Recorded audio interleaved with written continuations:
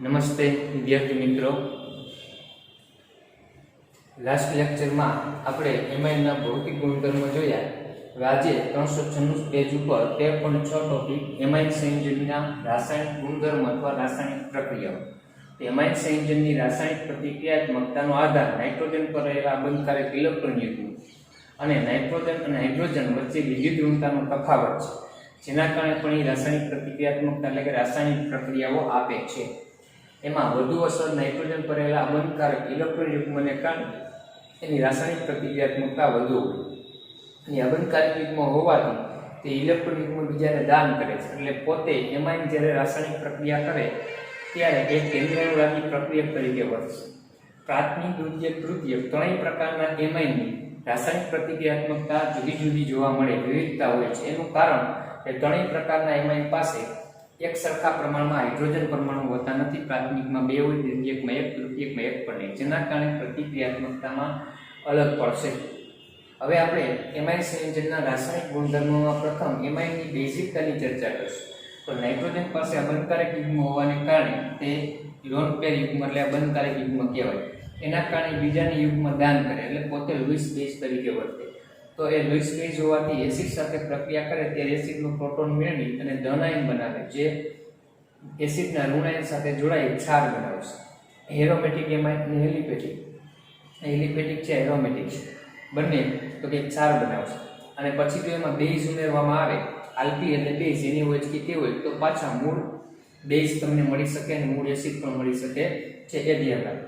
અને એમાઇન સંયોજનો પાણીમાં દ્રાવ્ય છે, પરંતુ કાર્બનિક દ્રાવક ઇથર જેવા દ્રાવકોમાં અદ્રાવ્ય. અને એમાઇનમાં દ્રાવ્ય હોવાને કારણે એમાઇનમાં દ્રાવ્ય ન હોય એવા બેઝથી અલગ કરવા માટે પાણીમાં દ્રાવ્યતાનો એનો લાભ લેવામાં આવે છે. અને એમાઇનની બેઝિકતાની પ્રબળતાની કમ્પેરિઝન તુલના Kb અને Pkb ના મૂલ્યો પરથી નક્કી કરી શકાય. Kb એટલે બેઝનો વિયોજન અચળાંક અથવા આયનીકરણ અચળાંક કહેવાય. તો આપણે 11મા ધોરણમાં સંતુલન ચેપ્ટરમાં ભણેલા છે કે એમાઇન છે એ બેઝ છે, તો પાણી સાથે પ્રક્રિયા કરે એટલે પાણીનો પ્રોટોન મેળવે એટલે OH- અને NH3+ એટલે જલીય માધ્યમમાં OH- ની સાંદ્રતા વધે એટલે બેઝિકતા વધે. તો સંતુલન અચળાંક K ઇક્વિલિબ્રિયમ બરાબર નિપજની સાંદ્રતા છેદમાં પ્રક્રિયકની સાંદ્રતા. પાણીની સાંદ્રતા પ્રક્રિયા દરમિયાન અચળ રહે એટલે આની સાથે ગુણી દે તો અચળાંકને બેઝ છે એટલે બેઝનો વિયોજન અચળાંક Kb સંજ્ઞા આપવામાં આવે. તો વધે આપણે ધન આયન અને OH- અને છેદમાં અવિયોજિત એસિડ વધશે. તો જેમ OH વધારે એમ Kb વધુ, Kb વધુ એમ એની બેઝિકતા વધુ. અને Kb ના ઋણ લોગેરિધમ હોય તો Pkb કહેવાય. તો Kb નું મૂલ્ય વધે તો Pkb નું મૂલ્ય ઘટે. તો બેઝિકતા છે એ હંમેશા ધ્યાન રાખવાનું કે બેઝિકતા કોઈ પણ બેઝિક સંયોજનની બેઝિકતા હાઇડ્રોક્સાઇડ આયનની સાંદ્રતાના સમપ્રમાણમાં, હાઇડ્રોક્સાઇડ આયનની સાંદ્રતા વધે તો pOH ઘટે એના વ્યસ્ત પ્રમાણમાં અને pH ના સમપ્રમાણમાં. અને જેટલી OH- ની સાંદ્રતા વધારે એટલે Kb વધે તો Kb ના સમપ્રમાણ, પણ Kb વધે તો Pkb ઘટે તેના વ્યસ્ત પ્રમાણ. અને આગળથી આપણે અસર કરતા પરિબળ જોશું, તેમાં પ્લસ આ અસર માઇનસ આ અસર આવશે. તો પ્લસ આ અસર દર્શાવતા સમૂહ જો જોડાયેલા હોય તો બેઝિકતા વધશે, અને માઇનસ આ અસર દર્શાવતા સમૂહ જોડાશે તો બેઝિકતામાં ઘટાડો થશે. એટલે આ ક્રમ એક ખાસ ધ્યાનમાં રાખો. બીજું, બિનજલીય માધ્યમમાં અથવા વાયુમય અવસ્થામાં બેઝિકતાનો ક્રમ જલીય માધ્યમમાં અલગ આવશે, જેના કારણે આ એક ક્રમ યાદ રાખજો. અને શા માટે આ ક્રમ આવે એની ચર્ચા આપણે આગળ હમણાં ક્રમશઃ કરીએ. તો એરોમેટિક એમાઇન છે સૌથી ઓછા બેઝિક હોય, એનાથી વધારે એમોનિયા હોય, એમોનિયાથી વધારે એલિફેટિક એમાઇન હોય, પણ એલિફેટિકમાં પ્રાથમિક કરતા તૃતીયક અને એના કરતા તૃતીયક એમાઇનની બેઝિકતા વધારે હોય. શા માટે? તો આ છે ને માઇનસ આ અસર દર્શાવતો સમૂહ છે. એટલે માઇનસ આ અસર દર્શાવતા સમૂહ હોય તો એના કારણે યુગ્મ દાન કરવાની વૃત્તિ ઘટે એટલે એની બેઝિકતા ઘટે છે. અને આમાં આલ્કાઇલ સમૂહ પ્લસ આ અસર દર્શાવે એટલે સરળતાથી યુગ્મ દાન કરી શકે એટલે એની બેઝિકતામાં વધારો થાય. અને આમાં એક આ સમૂહ હોય, આમાં 2 હોય, આમાં 3 હોય તૃતીયક, એટલે બેઝિકતા ક્રમશઃ વધે. છતાંય જે વ્યવસ્થિત ચર્ચા આગળ હમણાં કરીએ, પણ આ ક્રમ ધ્યાન રાખો. તો ટેક્સ્ટ બુકમાં Pkb ના મૂલ્ય આપને આપવામાં આવેલા છે. તે Pkb ના મૂલ્ય તમે જોશો તો કોષ્ટકમાં તમે જોશો પેજ નંબર 397 ઉપર, તો તમે એમોનિયાનું મૂલ્ય આપેલું છે ઉપર વર્ણનમાં. એમોનિયાની અંદર Pkb નું મૂલ્ય છે એ 4.75 આપેલું છે. તો એમોનિયાનું 4.75, એના કરતાં એરોમેટિક એમાઇન ઓછા બેઝિક છે તો પીકેબી નું મૂલ્ય એનું વધારે હોવું જોઈએ, કારણ કે વધુ તે બેઝિકતા ઓછી વ્યસ્ત પ્રમાણમાં સમાન. તો એરોમેટિક એમાઇનને તમે જોશો તો 4.75 થી વધારે આવશે. કોષ્ટકમાં જોશો તો છેલ્લેથી ચોથું બેન્ઝીન એમાઇન એરોમેટિક એમાઇન થાય, કારણ કે એનિલીન કહેવાય. તેનું 9.38 છે. પછી છેલ્લેથી બીજું રહ્યું એન મિથાઇલ એનિલીન, તો એ પણ એરોમેટિક છે, તો એનું પણ તમે 4.75 થી વધારે છે. અને છેલ્લું પણ એનએન ડાયમિથાઇલ એનિલીન, એ પણ એરોમેટિક, તો એનું પણ ઓછું આવે છે, કારણ કે એ ત્રણે એરોમેટિક છે. અને એના સિવાયના બધા એલિફેટિક છે, તે બધાયના 4.75 થી નીચા હશે, કારણ કે એ વધુ બેઝિક છે, તો પીકેબી નું મૂલ્ય ઓછું હોય. એટલે આપણે ક્યારેક પરીક્ષામાં પૂછે કે એલિફેટિક એમાઇનના પીકેબી નું મૂલ્ય કેટલું હશે, તો એ 4.75 થી નીચું હોય, અને એરોમેટિક એમાઇનમાં કેટલું હોય, 4.75 થી વધુ. હવે આપણે આગળ એમાઇનની બેઝિકતા ઉપર અસર કરતા પરિબળો જે છે એની આપણે ચર્ચા કરીએ. તો હવે આપણે એમાઇનની બેઝિકતાની ચર્ચા કરતા તેમાં એમાઇનની બેઝિકતાને અસર કરતા પરિબળો. તો એમાઇનની બેઝિકતા ઉપર અસર કરતા પરિબળોમાં વિસ્થાપિત સમૂહ, જે NH2 સમૂહ સાથે જે આલ્કાઇલ કેરાઇલ સમૂહ જોડાયેલા હોય એની પ્લસ કે માઈનસ આય અસર, Kb નું મૂલ્ય, દ્રાવક યોજન અસર, જલીય માધ્યમમાં જે ધન આયન ઉત્પન્ન થાય પ્રોટોન મેળવીને એ ધન આયનનું કદ, અને અવકાશી અવરોધ, આ બધા પરિબળો એમાઇનની બેઝિકતા ઉપર અસર કરે છે. 398 પેજ ઉપર આપણે એમાઇન સંયોજનનું બંધારણ અને એની બેઝિકતા વચ્ચેનો સંબંધ એવું કીધું છે. તો ટૂંકમાં એમાઇન છે એ જલીય માધ્યમમાં કે અન્ય કોઈ એસિડ સાથે પ્રક્રિયામાં જેટલું સરળતાથી પ્રોટોન મેળવી શકે એટલી એની બેઝિકતા વધારે હોય. તો એ પ્રોટોન મેળવવાની વૃત્તિ કેટલી છે એના ઉપર એની બેઝિકતાનો આધાર રહેશે. તો પહેલા આપણે છે ને અલગ અલગ રીતે ચર્ચા કરશું કે બિનજલીય માધ્યમમાં અથવા વાયુ અવસ્થામાં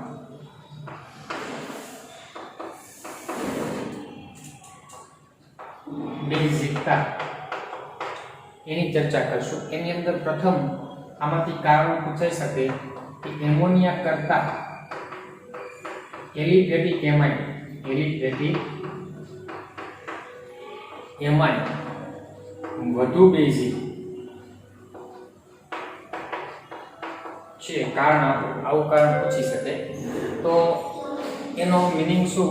તો કે એમોનિયા છે એની સાથે 3 હાઇડ્રોજન જોડાયેલા છે. કેટલા? 3, અને એક અબંધકારી કિરણો. હવે કોઈ એસિડ સાથે પ્રક્રિયા કરે ત્યારે એસિડમાંથી પ્રોટોન મેળવે, એટલે પ્રોટોન મેળવે એટલે શું બનશે? NH4+ ધન આયન બનશે, બરાબર. એવી રીતે એલિફેટિક એમાઇન હોય તો RNH2, એની સાથે 2 હાઇડ્રોજન હોય, એક અબંધકારી કિરણો. તો આ અબંધકારી કિરણો છે એ H+ ને આપશે એટલે એ પણ પ્રોટોન મેળવશે. તો આ બેમાંથી એની પ્રોટોન મેળવવાની વૃત્તિ વધારે છે એના ઉપર બેઝિકતાનો આધાર રહેશે. તો આની અંદર શું આવશે કે એમોનિયામાં નાઇટ્રોજન સાથે હાઇડ્રોજન જોડાયેલ છે, જ્યારે એમાઇનમાં RNH2 માં આલ્કાઇલ સમૂહ R સમૂહ જોડાયેલ છે, અને R સમૂહ છે એ પ્લસ આય અસર દર્શાવે. કઈ અસર દર્શાવે છે? તો કે R સમૂહમાં આપણે પ્લસ આય અસર જોવા મળશે. એટલે આપણે એવું લખશું કે આલ્કાઇલ સમૂહ R સમૂહ પ્લસ આય અસર દર્શાવતા હોવાથી તે નાઇટ્રોજન પર ઇલેક્ટ્રોન ઘનતા વધારે છે. એટલે પ્લસ આય અસર દર્શાવે એટલે નાઇટ્રોજન તરફ છે ને ઇલેક્ટ્રોન પસાર કરે, એટલે નાઇટ્રોજન ઉપર ઇલેક્ટ્રોન ઘનતા વધે, અને ઇલેક્ટ્રોન ઘનતા જેટલી વધારે એટલી પ્રોટોન મેળવવાની વૃત્તિ વધારે. જેનામાં એવો એકય આલ્કાઇલ સમૂહ એમોનિયામાં નથી. એટલે પૂછે કે એમોનિયા કરતા એલિફેટિક એમાઇન વધુ બેઝિક, બે સમીકરણ લખવાના, પછી કહેવાનું એમોનિયામાં નાઇટ્રોજન સાથે બધા જ હાઇડ્રોજન છે, જ્યારે આલ્કાઇલ એમાઇનમાં આલ્કાઇલ સમૂહ જોડાયેલા જે પ્લસ આય અસર દર્શાવતા હોવાથી નાઇટ્રોજન પર ઇલેક્ટ્રોન ઘનતા વધારે છે. તેથી શું થશે? RNH2 ની પ્રોટોન મેળવવાની વૃત્તિ વધુ હોવાથી તે વધુ શું હશે? તો કે બેઝિક હોય છે. માટે એલિફેટિક એમાઇન છે એ કેના કરતા તો કે એમોનિયા કરતાં વધુ બેઝિક હોય છે. ત્યારબાદ બીજું કારણ એવું પૂછી શકે કે એલિફેટિક એમાઇનમાં પ્રાથમિકથી તૃતીયક તરફ જતા બેઝિકતા શું થશે? વધે છે. બિનજલીય માધ્યમમાં ચર્ચા કરી છે વાયુમય અવસ્થામાં એલિફેટિક એમાઇનમાં પ્રાથમિકથી તૃતીયક તરફ જતા બેઝિકતામાં વધારો થશે. એનું કારણ શું? તો કે હવે જો આ RNH2 છે એ પ્રોટોન મેળવે તો આપણે શું મળશે? RNH3+ મળે. હવે સેકન્ડરી એમાઇન હોય તો RNHR બે આલ્કાઇલ સમૂહ આવે. તો બે આલ્કાઇલ સમૂહ આવે તો RNH2+ R બનશે. તૃતીયક એમાઇનમાં 3 આલ્કાઇલ સમૂહ આવે અને એક હાઇડ્રોજન હોય નહીં અને ઈ પ્રોટોન મેળવશે તો આપણે શું મળશે? R3NH+ મળશે. તો આમાં શું લખવાનું કે પ્રાથમિકથી તૃતીયક એમાઇન તરફ જતા R સમૂહની સંખ્યા વધે છે. અને R સમૂહની સંખ્યા વધે તો પ્લસ I અસર શું થાય? વધે. પ્લસ I અસર વધે તો નાઇટ્રોજન પર ઇલેક્ટ્રોન ઘનતા શું થશે? વધે છે. ઇલેક્ટ્રોન ઘનતા વધતા પ્રોટોન મેળવવાની વૃત્તિ શું થશે? વધે છે. અને એ વૃત્તિ વધતા તો કે બેઝિકતા શું થાય? તો કે વધે. એટલે તમને પૂછે પ્રાથમિક કરતા તૃતીયક એના કરતા તૃતીયક એમાઇન વધુ બેઝિક હોય એનું કારણ શું? તો પ્રાથમિકથી તૃતીયક એમાઇન તરફ જતા આલ્કાઇલ સમૂહની સંખ્યા વધે માટે પ્લસ I અસર વધતા નાઇટ્રોજન પર ઇલેક્ટ્રોન ઘનતા વધારો થવાથી સરળતાથી ફિલ્ડમાં દાન કરે એટલે પ્રોટોન મેળવવાની વૃત્તિ વધે જેથી એની બેઝિકતા વધે છે. એટલે એલિફેટિક એમાઇનમાં આપણે પ્રાથમિક એમાઇન હોય એના કરતા સેકન્ડરી એમાઇન RNHR વધુ બેઝિક હોય અને એનાથી વધારે તૃતીયક એમાઇન છે એ વધુ બેઝિક તો કે જોવા મળે છે. તો આપણે આગળ ક્રમ લખ્યો તો એમોનિયા કરતા એલિફેટિક અને એમાં પ્રાથમિક કરતા તૃતીયક એના કરતા તૃતીયક વધારે બેઝિક હોય એ આ રીતે તો કે આપણે શું છે સમજી શકીએ છીએ. આ બિનજલીય માધ્યમની વાત થઈ. હવે આપણે જલીય માધ્યમની અંદર ચર્ચા કરીએ તો જલીય માધ્યમમાં છે એ માત્ર પ્લસ I અસર મહત્વની નથી. તો કે એમાં દ્રાવક યોજન એટલે કે સોલ્વેશન એટલે કે પાણી પ્રત્યે આકર્ષણ કેટલું થાય છે બેઝનું એના ઉપર બેઝિકતાનો આધાર હોય અને એનો આધાર તો કે ઉત્પન્ન થતા ધન આયનના કદ અવકાશી અવરોધ ઉપર હોય. આ 3 પરિબળો ખાસ કરીને ક્યારે લાગુ પડે? તો કે જલીય માધ્યમમાં બેઝિકતા નક્કી કરવી હોય ત્યારે તો કે પ્લસ I અસર કરતા દ્રાવક યોજન જલ અને જલીય માધ્યમમાં ઉત્પન્ન થતા પ્રોટોન મેળવીને જે ધન આયન ઉત્પન્ન થાય છે ધન આયનનું કદ અને અવકાશી અવરોધ છે એ મહત્વની બાબત હોય છે. તો આપણે જલીય માધ્યમમાં તો કે એમાઇનની બેઝિકતા છે એની હવે આપણે ચર્ચા કરીએ.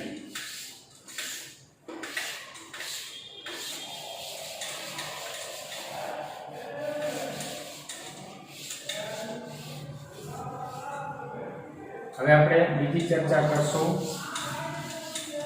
જલીય માધ્યમમાં બેઝિકતા. કયા માધ્યમમાં? જલીય માધ્યમમાં બેઝિકતા વાયુમય અવસ્થામાં નહીં.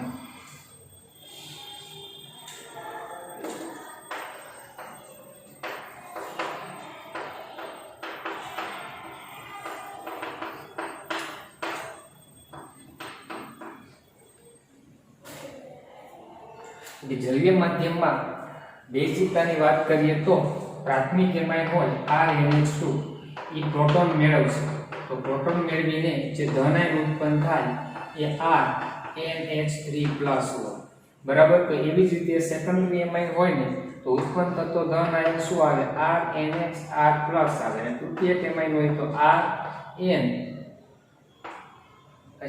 RNH2+ અને RNH 3 R સમૂહ હશે. આ રીતે હશે. તો હવે તમે જોશો તો આ જલીય માધ્યમમાં R, N, H, H અને H તો આ 3 હાઇડ્રોજન છે પ્રાથમિક એમાઇનમાં. તો એ પાણીના 3 અણુ સાથે હાઇડ્રોજન બંધ બનાવશે. પાણીના ઓક્સિજન સાથે કેટલા? 3 હાઇડ્રોજન બંધ બનાવે. પ્રાથમિક એમાઇનનો ધન આયન જલીય માધ્યમમાં કેટલા હાઇડ્રોજન બંધ બનાવશે? 3 પ્રાથમિક એમાઇન. ઓકે.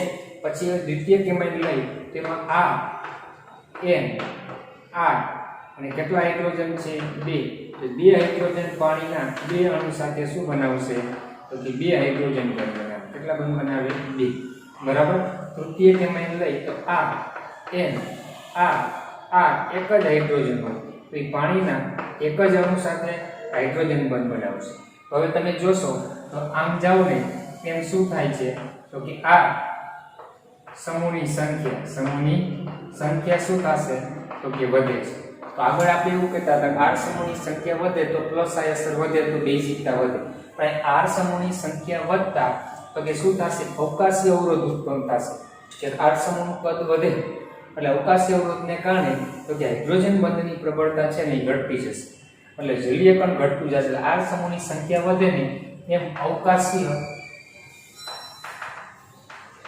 અવરોધ શું થશે વધે છે અને અવકાશી અવરોધ વધે બરાબર એમ તો કે શું થશે ધન આયનનું કદ પણ તમે જોશો કે આ ઉત્પન્ન થતો ધન આયન એમાં પાણીના 3 અણુ જોડાયેલા છે આમાં પાણીના કેટલા અણુ 2 આમાં કેટલા 1 પણ આ એક ધન આયનનું કદ હોય એના કરતાં આ ધન આયનનું કદ મોટું થાય શું કામ 2 આલ્કાઇલ આમાં 3 આલ્કાઇલ સમૂહ એનું કદ થી મોટું થશે એટલે પ્રાથમિક થી તૃતીયક તરફ આ દ્વિતીયક છે અને આ તૃતીયક તરફ જાય છે એમ ધન આયનનું કદ શું થશે વધે છે અને ધન આયનનું કદ વધતા તો કે જલીયકરણ શું થાય છે ઘટે અને જલીયકરણ ઘટે એટલે બેઝિકતા પણ શું થશે તો કે ઘટે છે એટલે જો અહીં 3 પાણીના અણુ જોડાય છે 2 જોડાય 1 જોડાય એટલે પ્રાથમિક થી તૃતીયક એમાઇન તરફ જાઓ એમ તો કે R સમૂહની સંખ્યા વધતા અવકાશી અવરોધ વધે એટલે ધન આયનનું કદ વધે એમ એની જલીયકરણ એટલે કે સોલ્વેશન કહેવાય એને દ્રાવકીયોજન અથવા જલીયકરણ અથવા સોલ્વેશન આવો શબ્દ વપરાય છે એ વધતું તો ઘટતું જાય છે જેના કારણે બેઝિકતા ઘટે એટલે હંમેશા ધ્યાન રાખવાનું દ્રાવકીયોજન વધુ ને તો બેઝિકતા શું થાય વધુ આ ધ્યાન રાખવાનું ધન આયનનું કદ વધુ તો બેઝિકતા કેટલી હોય ઓછી હોય એ ધ્યાન રાખવાનું અને આમાં શું કે અવકાશી અવરોધ વધુ તો બેઝિકતા કેટલી આવે ઓછી આવે તો આપણે જલીય માધ્યમમાં પ્રાથમિક થી તૃતીયક તરફ જતા ધન આયનનું કદ મોટું થતું જાય છે અને અવકાશી અવરોધ વધતો જાય છે એટલે જલીયકરણ છે એ ઘટે છે જલીયકરણ ઘટતા તો કે પ્રાથમિક કરતા દ્વિતીયક એના કરતા તૃતીયક એમાઇનની બેઝિકતા ઘટે છે એટલે જો તમને જલીય માધ્યમમાં એલિફેટિક એમાઇનની બેઝિકતા પૂછે તો પ્રાથમિક વધુ બેઝિક થાય દ્વિતીયક ઓછા અને તૃતીયક સૌથી ઓછા જશે આ ધ્યાન રાખવાનું પણ બિનજલીય માધ્યમ કે વાયુમય અવસ્થા કહીએ તો પ્રાથમિક કરતા દ્વિતીયક એના કરતા તૃતીયક એમાઇન વધુ બેઝિક હોય બરાબર તો કંઈ સ્પષ્ટ ન કર્યું હોય તો તમારે બિનજલીય માધ્યમ જ સમજવાનું છે આ ખાસ ધ્યાનમાં રાખવાનું રહેશે અને ત્યારબાદ આપણે એવું કીધું છે કે એમાઇનની બેઝિકતા છે એમાં તો કે આલ્કાઇલ સમૂહો ક્યાં જોડાય છે એના ઉપર પણ બેઝિકતાનો આધાર રહે છે એટલે એક વસ્તુ ધ્યાન રાખવાનું કે આલ્કાઇલ સમૂહ જુદા જુદા જોડાય તો પણ બેઝિકતાનો ક્રમ બદલાઈ શકે છે એટલે અહીં આપણે બે અપવાદરૂપ ક્રમ આપ્યા છે ખાસ યાદ રાખવાનો છે બેઝિકતાનો ક્રમ બેઝિકતાનો કારણ કે બંધારણ ઉપર આધાર રાખે છે એટલે બંધારણ બદલાય તો પણ બદલાય તો આપણે ઇથાઇલ સમૂહ લીધા છે C2H5 એટલે ઇથાઇલ સમૂહ થાય C2H5 ટ્વાઇસ NH એટલે દ્વિતીયક એમાઇન કહેવાય શું કહેવાય દ્વિતીયક ડાયઇથાઇલ એમાઇન છે પણ હવે હું ઇથાઇલ સમૂહ જ લઉં બરાબર C2H5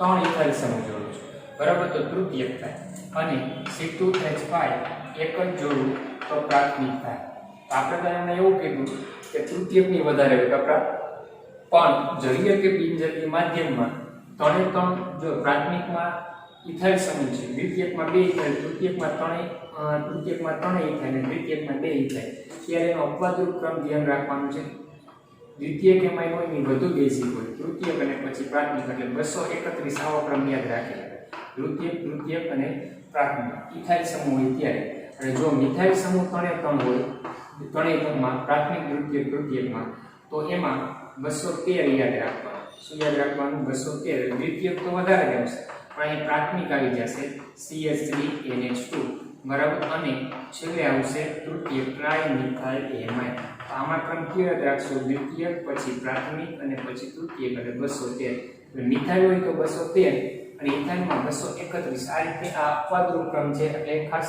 ધ્યાનમાં રાખવાનું તમારે છે, બરાબર. કેના માટે? તો કે ઇથાઇલ ત્રણમાં પ્રાથમિક દ્વિતીયક તૃતીયકમાં ત્રણેયમાં ઇથાઇલ સમૂહ હોય અને કાં મિથાઇલ સમૂહ હોય ત્યારે 231 213 દ્વિતીયક તૃતીયક પ્રાથમિક અને આમાં દ્વિતીયક પ્રાથમિક અને તૃતીયક આ ધ્યાનમાં રાખવાનું છે, બરાબર. હવે આપણે એરોમેટિક એમાઇનની બેઝિકતાની વાત કરીએ. ત્રીજી વાત છે કરશું એરોમેટિક એમાઇનની બેઝિકતા. તો આપણે એરોમેટિક એમાઇન સૌથી ઓછા બેઝિક કીધા છે. કેવા કીધા? એરોમેટિક એમાઇનની બેઝિકતા સૌથી કેવી છે? ઓછી.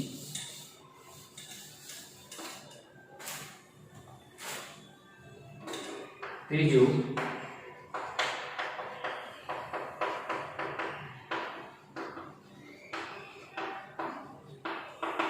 અથવા એવું પૂછે એલિફેટિક એમાઇન અને એમોનિયા કરતા એરોમેટિક એમાઇન સૌથી ઓછા બેઝિક હોય છે, એનું કારણ શું? તો હવે એરોમેટિક એમાઇનની વાત કરીએ તો એનિલિન એનું ઉદાહરણ થાય NH2, બરાબર. એ પ્રોટોન મેળવે તો શું થશે? NH3 પ્લસ ધન આયન મળશે અને એનિલિનિયમ આયન કહેવાય. એનિલિનિયમ આયન કહેશે અને આને શું કહેવાય? એનિલિન કહેવાય. તો હવે આ બેમાં જેની સ્થિરતા વધારે હોય એ ઉપર આધાર રાખે. જો આની સ્થિરતા વધુ હોય તો પૂર્વગામીનો વેગ વધુ એટલે કે વધુ સરળતાથી પ્રોટોન મેળવે તો બેઝિકતા વધુ હોય. તો આની સ્થિરતા છે ને એ કેવી છે? ઓછી છે. એ કેમ ખ્યાલ આવે? તો કે સંસ્પંદન બંધારણ ઉપરથી ખ્યાલ આવે.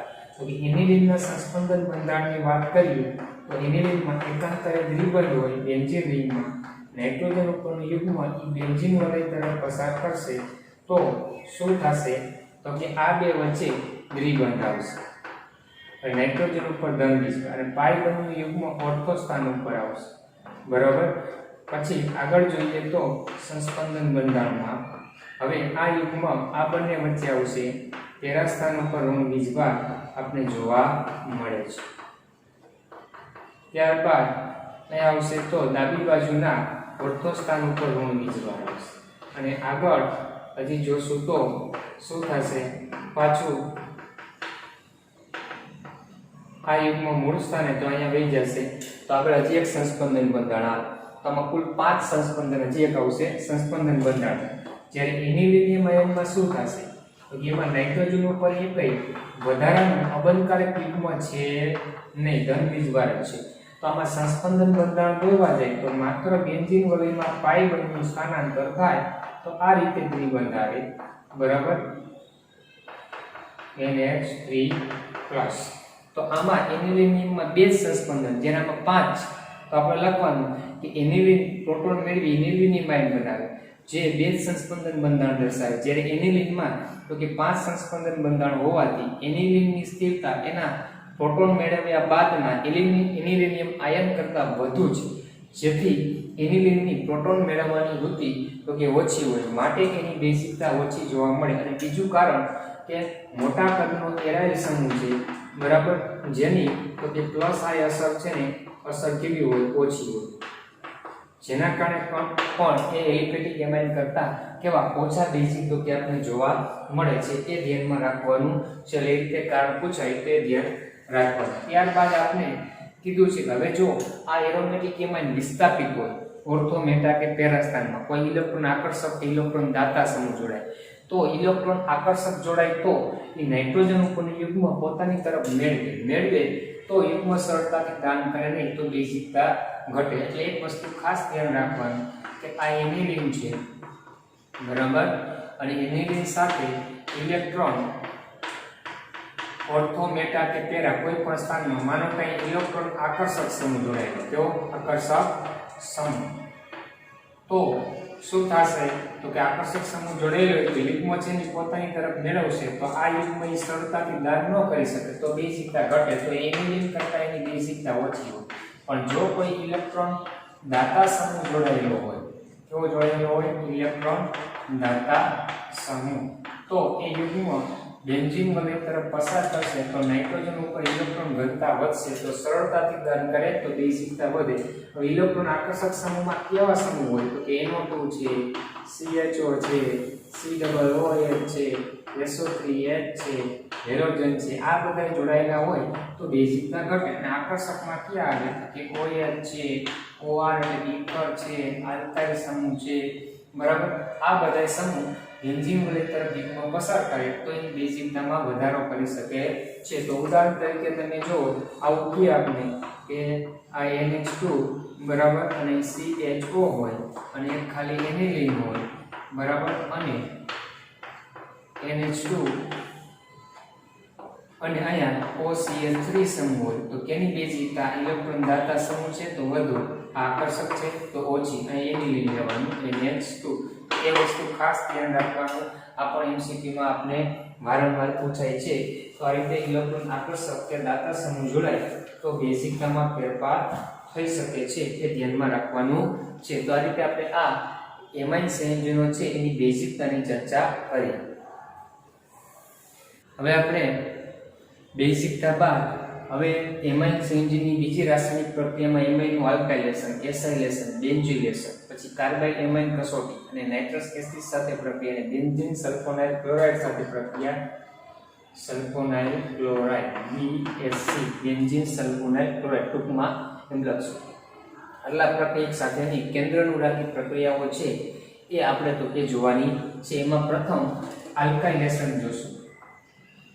એમાઇનનું આલ્કાઇલેશન, એમાઇનનું આલ્કાઇલેશન. હવે ક્યાં એમાઇનનું આલ્કાઇલેશન થાય કે જે એમાઇન પાસે નાઇટ્રોજન પાસે હાઇડ્રોજન પરમાણુ હોય એ હાઇડ્રોજન પરમાણુનું વિસ્થાપન આલ્કાઇલ સમૂહ વડે થઈ શકે. તો ત્રણ પ્રકારના એમાઇન છે. તો ત્રણ પ્રકારના એમાઇનમાં પ્રાથમિક દ્વિતીયક પાસે હાઇડ્રોજન છે એટલે આ આલ્કાઇલેશન આપશે. આમાં હાઇડ્રોજન નથી એટલે આલ્કાઇલેશન પ્રક્રિયા આપશે નહીં. તો આપણે પ્રાથમિક કે દ્વિતીયક એમાઇન છે, એલિફેટિક હોય અથવા એરોમેટિક હોય, એની પ્રક્રિયા આપણે આલ્કાઇલ હેલાઇડ સાથે કરશું. તો આલ્કાઇલ હેલાઇડમાં રહેલા આલ્કાઇલ સમૂહ તો કે કેનું તો કે એમાઇનમાં રહેલા નાઇટ્રોજનના હાઇડ્રોજનનું વિસ્થાપન કરીને જોડાશે.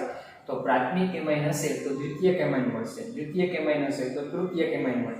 અને હજી આગળ વધુ આલ્કાઇલ હેલાઇડ ઉમેરો તો ચતુર્થક ક્ષાર પણ નિપજ તરીકે મળે. આ પ્રક્રિયા આગળ આપણે જોઈ હતી, પણ આગળ પ્રાથમિક એમાઇનની બનાવટ સ્વરૂપે જોઈ હતી આપણે કે હેલો આલ્કેનની એમોનિયા સાથે પ્રક્રિયા કરો તો પ્રાથમિક એમાઇન મળે. પછી વધારે પ્રમાણમાં આલ્કાઇલ હેલાઇડ હોય તો પાછું વિસ્થાપન થઈ દ્વિતીયક એમાઇન, પછી તૃતીયક અને ચતુર્થક ક્ષાર મળે. પણ એમાં પહેલું સ્ટેપ એમોનોલિસિસ હતું. હવે અહીંયા આપણે પ્રક્રિયક તરીકે એમોનિયા નથી લેવાનું, પ્રક્રિયક તરીકે શું લેવાનું છે તો કે એમાઇન લેશું. એટલે પ્રાથમિક અથવા કોણ દ્વિતીયક એમાઇન, દ્વિતીયક એમાઇન આ રિએક્શન એટલે આલ્કાઇલ હેલાઇડ સાથે ની પ્રક્રિયા થી અનુક્રમે દ્વિતીયક અને તૃતીયક એમાઇન બનાવે છે. અને આ પ્રક્રિયામાં આલ્કાઇલ સમૂહ ઉમેરાય છે એટલે આપણે આલ્કાઇલેશન પ્રક્રિયા કહેશું. જનરલ સમીકરણ આવું લખાય RNH2. આની પ્રક્રિયા આપણે RH સાથે બે R સમાન હોઈ શકે અથવા જુદા જુદા પણ હોઈ શકે. તો RNH શું મળશે? HX છૂટું પડશે. પણ જો વધુ પ્રમાણમાં તમે આલ્કાઇલ હેલાઇડ ઉમેરો તો હજી એક હાઇડ્રોજનનું વિસ્થાપન થઈ અને તૃતીયક એમાઇન પણ નિપજ તરીકે મળી શકે. અને ઇથી આગળ પ્રક્રિયા કરો તો ચતુર્થક ક્ષાર પણ નિપજ તરીકે મળે. તૃતીયક અને દ્વિતીયક આપણે પ્રાથમિક એમાઇન લીધો. તો હવે જો હું એરાઇલ એમાઇન લઉં, આ સેકન્ડરી એમાઇન લઉં NH તો આની પ્રક્રિયા આપણે આલ્કાઇલ હેલાઇડ સાથે કરીએ તો -HX અને દ્વિતીયક એમાઇનમાંથી શું મળશે તો કે તૃતીયક એમાઇન નિપજ તરીકે મળે. આગળ પ્રક્રિયા કરશું તો ચતુર્થક ક્ષાર નિપજ તરીકે મળી શકે છે. હવે સ્પેસિફિક ઉદાહરણ દ્વારા જોઈએ તો ઉદાહરણ દ્વારા હું પહેલા પ્રાથમિક એમાઇન લઉં તો પ્રાથમિક એમાઇનમાં આપણે CH3 CH2 NH2 ethane amine લઈએ. શું નામ છે આનું? Ethane amine. પરીક્ષામાં રાસાયણિક પ્રક્રિયા લખો ત્યારે બધામાં ફરજિયાત પ્રક્રિયક અને નિપજ, મુખ્ય પ્રક્રિયક મુખ્ય નિપજના નામ નીચે લખવા જરૂરી છે. ખાસ ધ્યાનમાં રાખવા. આયુર્વેદ અથવા સામાન્ય ગમે. આની પ્રક્રિયા હું ઇથાઇલ ક્લોરાઇડ સાથે કરું તો શું થશે કે આ ઇથાઇલ સમૂહ છે આલ્કાઇલ સમૂહ એમોનિયાના એક હાઇડ્રોજનનું વિસ્થાપન કરે એટલે HCl છૂટું પડે એટલે CH3 CH2 NH અને CH2 CH3 બનશે. એટલે કે દ્વિતીયક એમાઇન મળી. આનું નામ શું થાય કે એન ઇથાઇલ ઇથેનેમાઇન આ નિપજ મળે બરાબર। અને જો હું દ્વિતીયક એમાઇન લઉં જેમ કે CH3NN CH3 dimethyl amine દ્વિતીયક amine આની પ્રક્રિયા હું CH3I આલ્કાઇલ એલેટમાં કોઈ પણ હાલે ક્લોરાઇડ બ્રોમાઇડ આયોડેટ આની સાથે પ્રક્રિયા કરું તો શું થશે HI છૂટવું પડશે તો CH3N CH3 અને CH3 મળશે આ તૃતીયક એમાઇન NN ડાયમિથાઇલ મિથેનેમાઇન મળે। આવી જ રીતે એરોમેટિક એમાઇન હોય પ્રાથમિક હોય તો દ્વિતીયક માનો કે એનિલીન છે તો એનિલીનની પ્રક્રિયા મિથાઇલ આયોડાઇડ સાથે કરવામાં આવે તો આમાં પણ NH2 ના H2 વિસ્થાપન મિથાઇલ સમૂહ દ્વારા થશે તો N મિથાઇલ એનિલીન નિપજ મળશે N મિથાઇલ એનિલીન બરાબર। અને આગળ હજી વિસ્થાપન કરી NN ડાયમિથાઇલ એનિલીન મળે। હવે જો આ દ્વિતીયક હોત શું હોત દ્વિતીયક N CH3 N મિથાઇલ એનિલીન હોય બરાબર। માનો કે આ જ લીધું છે તો એની પ્રક્રિયા પણ આપણે CH3I સાથે કરે તો દ્વિતીયક છે તો પાછું HI છૂટું પડશે H નું વિસ્થાપન થશે તો શું થશે N CH3 અને CH3 બરાબર તૃતીયક એમાઇન મળી ગયું NN ડાયમિથાઇલ એનિલીન। પણ તમે તૃતીયક એમાઇન લ્યો CH3N CH3 તો આની પ્રક્રિયા છે એ આગળ CH3I સાથે થશે નહીં કારણ કે એની પાસે શું છે તો કે હાઇડ્રોજન પરમાણુ છે ને એટલે વિસ્થાપન થાય નહીં એટલે પ્રાથમિક કે દ્વિતીયક એમાઇન છે બરાબર એ આગળ પ્રક્રિયા કરી આપણે આલ્કાઇલેશન થી શું કરશે એમાઇન સંયોજનો તો કે પ્રાથમિક હોય તો દ્વિતીયક અને દ્વિતીયક હોય તો તૃતીયક આપશે એ ધ્યાન રાખવાનું છે। એવી જ પ્રક્રિયા છે એસાઇલેશન અને બેન્ઝોઇલેશન।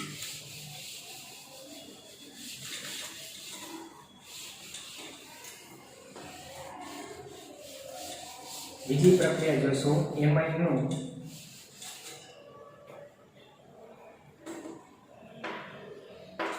એસાઇલેશન। તો એમાઇન ના એસાઇલેશન માં પણ પ્રાથમિક અથવા શું લેવાનું છે દ્વિતીયક એમાઇન। પ્રાથમિક અથવા દ્વિતીયક એમાઇન ની પ્રક્રિયા એસિડ ક્લોરાઇડ RCOX અથવા RCOCl એસિડ ક્લોરાઇડ એટલે અથવા એસિટાઇલ સમૂહ એટલે એસિટાઇલેશન એટલે આપણે CH3CO સમૂહ દાખલ કરવો છે તો એસિટાઇલ ક્લોરાઇડ લેશું અથવા એસિટિક એનાઇડ્રેટ CH3CO twice O અથવા એસ્ટર પણ કીધું છે CH3CO પછી અહીંયા કોઈ પણ R સમૂહ એસ્ટર નો ચાલશે સાથે પિરિડીન અથવા પિરિમિડીન બેઝની હાજરીમાં પ્રક્રિયા કરતા વિસ્થાપિત એમાઇડ મળશે અહીં નિપજ મળશે ને એમાઇડ બની જશે એટલે વિસ્થાપિત શું મળે છે એમાઇડ મળે છે। આ પ્રક્રિયાને શું કહેશું એસાઇલેશન કારણ કે એસાઇલ સમૂહ દાખલ થાય છે કે એસાઇલ અહીંયા પિરિડીન અથવા પિરિમિડીન નું કામ શું છે તો કે આ પ્રક્રિયા દરમિયાન HCl ઉત્પન્ન થાય તો HCl છે આ પ્રબળ બેઝ છે એની સાથે પ્રક્રિયા કરી અને ક્ષાર બનાવશે જેથી કરીને પુરોગામીનો વેગ વધશે એટલે વધુ નિપજ તો કે મળી શકે છે। એની ક્રિયાવિધિમાં આપણે આ રીતે લખ્યું છે માનો કે પ્રાથમિક એમાઇન હોય RN H અને H બરાબર આની પ્રક્રિયા આપણે એસિડ ક્લોરાઇડ COOCl સાથે પ્રક્રિયા કરીએ તો શું થશે તો કે આનું અબંધકારક ઇલેક્ટ્રોન યુગ્મ આ કાર્બોનિલ સમૂહના કાર્બનિક કક્ષકમાં દાન કરશે એટલે આપને આ રીતે નિપજ મળશે। પ્રથમ શું થશે આ મધ્યવર્તી સંયોજન NHHCO આના ઉપર ઋણ બીજભાર બરાબર અને અહીંયા Cl અને આ શું છે અહીંયા Cl રાખી દો અને કયો સમૂહ R સમૂહ નાઇટ્રોજન ઉપર શું આવશે ધન બીજ। ત્યારબાદ શું થશે તો કે આ યુગ્મ પાછું અહીં મૂળ સ્થાને આવશે તો આ યુગ્મ લઈને છૂટો પડી જશે અને આ બંનેનું યુગ્મ છે ને આ બે વચ્ચે આવશે એટલે HCl છૂટવું પડશે શું છૂટવું પડશે HCl એટલે વધ્યું શું તો કે આ પછી NH અને COO અને આ બાજુ R એટલે એમાઇડ થઈ ગયું જોઈ લો શું છે એમાઇડ અને આ વિસ્થાપિત એમાઇડ કહેવાય એટલે વિસ્થાપિત એમાઇડ આપણે નિપજ મળે। હવે દ્વિતીયક એમાઇડમાં એક હાઇડ્રોજન થાય, પણ તૃતીયક એકમમાં એમાઇનમાં એક હાઇડ્રોજન ન હોય એટલે આપણે એસિટાઇલ સમૂહ દાખલ ન કરી શકીએ. માત્ર પ્રાથમિક કે દ્વિતીયક એમાઇન સમૂહ છે એ જ આ પ્રક્રિયા આપશે.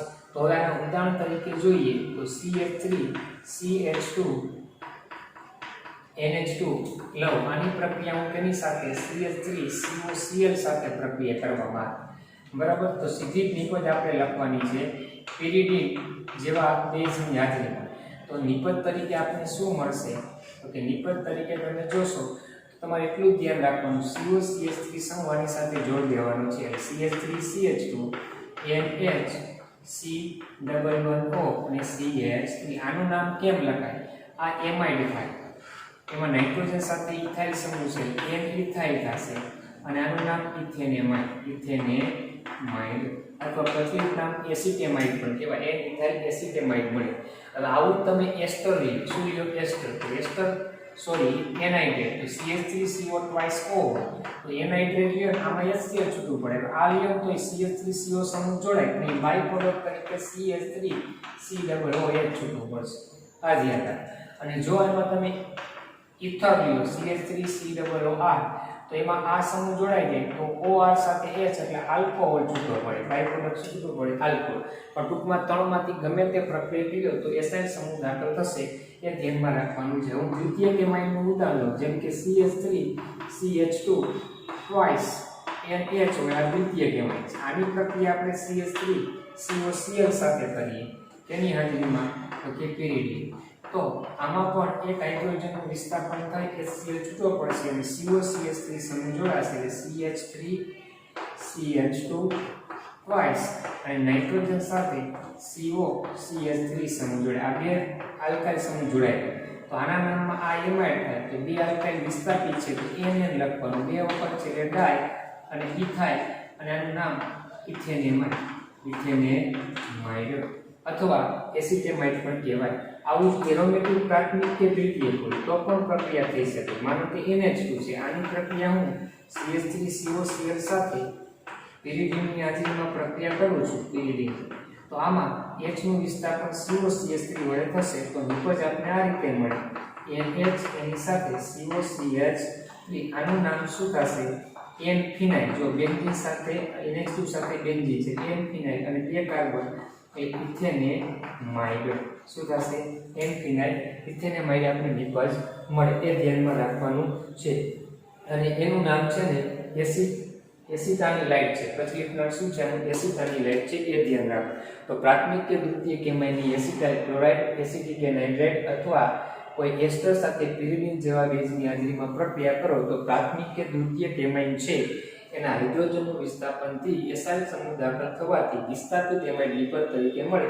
pyridine ઉત્પન્ન થતા HCl ને શોષવાનું, જેના કારણે પુરોગામી પ્રક્રિયાનો વેગ વધે. અને એ રીતે એક એક ઉદાહરણ આપણે આપી દેવાના છે. પછી એ જ પ્રક્રિયાની અંદર ટાઇટલ તમને એસાઇલેશન આપ્યું છે, પણ એની અંદર બેન્ઝોઇલેશનની પણ વાત કરેલી છે, તો એ આપણે જોઈએ. બેન્ઝોઇલેશન એટલે શું?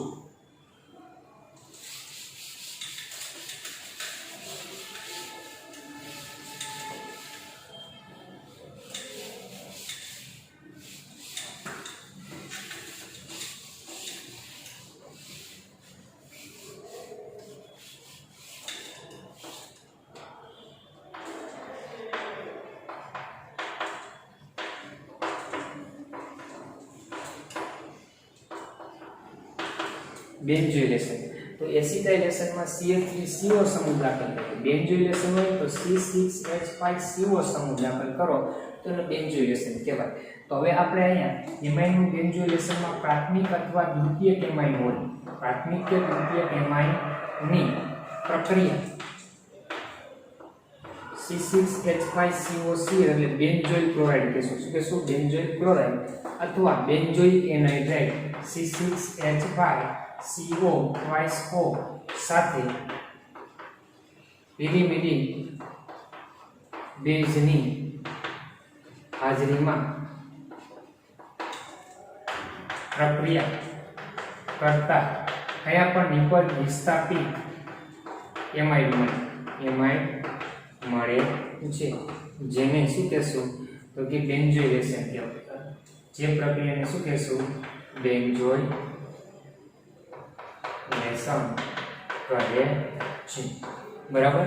તો આના હું સમીકરણ લખવું હોય ઉદાહરણ તરીકે તો CH3 CH2 N H2 પ્રાથમિક એમાઇન છે। આની પ્રક્રિયા હું C6H5 COCl સાથે પિરિમિડિન અથવા